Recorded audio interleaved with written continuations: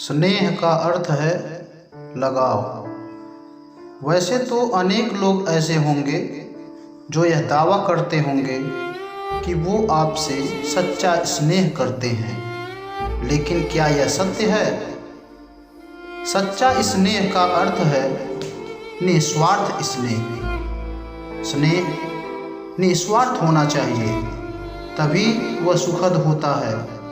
चाहे वह हमारा स्नेह दूसरों के प्रति हो या दूसरों का स्नेह हमारे प्रति हो। स्नेह तो हर रिश्तों में होता है, लेकिन क्या यह निस्वार्थ होता है? शायद नहीं। यदि हम किसी से स्नेह रखते हैं और बदले में स्नेह पाने की ख्वाहिश भी रखते हैं, तो यह भी तो स्वार्थ ही है ना। और इसी के कारण हमें दुख ही दुख मिलता है। यह स्नेह दुखित रहता है, ऐसा स्नेह दुख ही पाता है।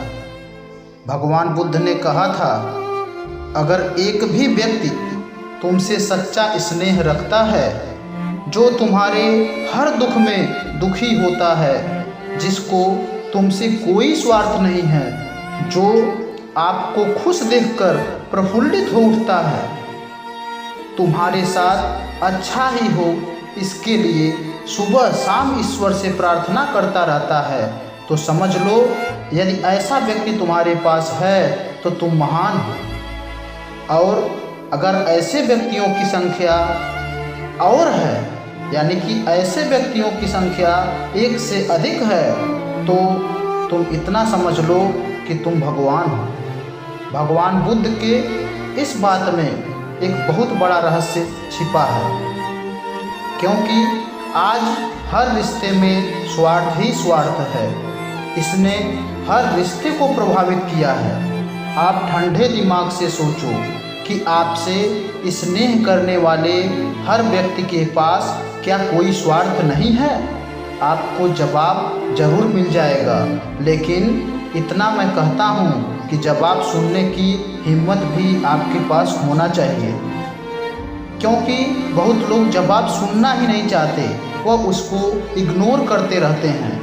वे वही सुनना चाहते हैं जो उनको अच्छा लगता है।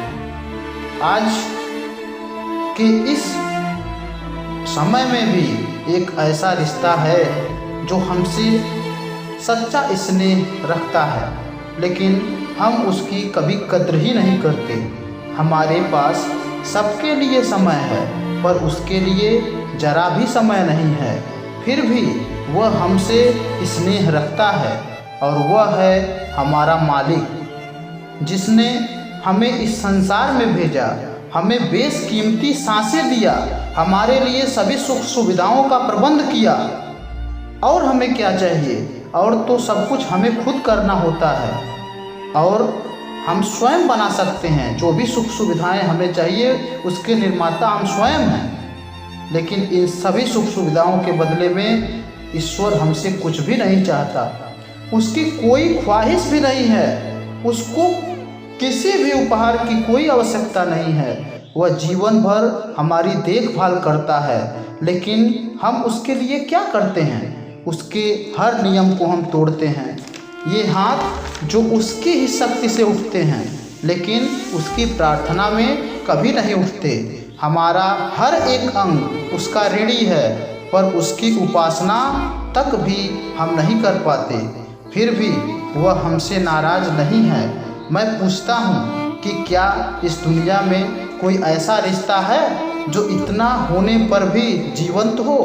इसका जवाब आप स्वयं से पूछिएगा, और जवाब मिलने पर मेरी बातों